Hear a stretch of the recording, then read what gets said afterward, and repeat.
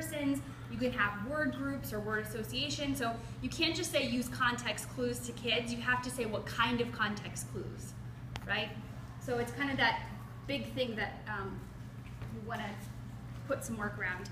And then I have note-taking here, so I just put that section here. So if kids are having trouble taking notes, like this is how you can use the structure, the author's structure to take notes. So I have like the different note-taking systems here that align with the structure. So that's more about like how to organize your notes.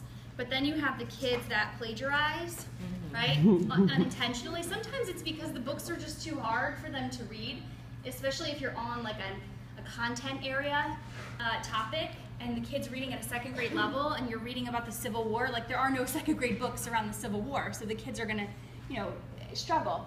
So here's the strategy, and this is from Chris Lehman's book, Energizing Research.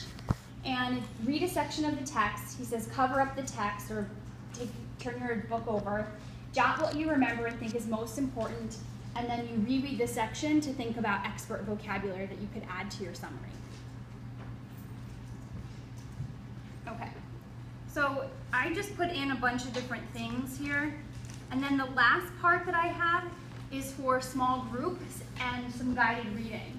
And these are leveled articles, and I put a bunch in sheet protectors. I just took them out for the interest of consolidating today. But you see I have A all the way through Z, so I have K and L, and I just put them in a sleeve N so that I can do some guided reading work with the kids and help them move across levels. So mine is kind of skill-based, it's genre-based first. I have informational and I have narrative. Then it is skill-based, so I have some skills that go along with it, and so those would be the skills in the left-hand column of the reading progression. And then what I do is I have some leveled text. It's harder to do in literature or narrative reading to find the level text because some of them, like I was just saying this before we got started, some of those level texts from leveled websites, they're just not that quality, and they don't feel like they have as much richness as kids do. So Aaron, right? Aaron was saying that that's a good place to photocopy even just chapters of parts of books that kids know, or thinking of that. So you can even think of like sections to have kids practice some of the work. And there are some short texts, some anthologies in 3.5 that could work well. Just start collecting those. Yeah. Where are you finding most of your level These are from Scholastic. Yeah.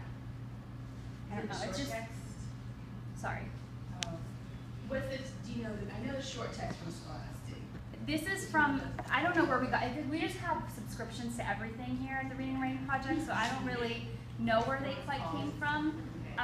But if you email me, I can send you some. Just I'll What is your email? I don't think did we get that? No, not yet. I don't think I gave it. Okay.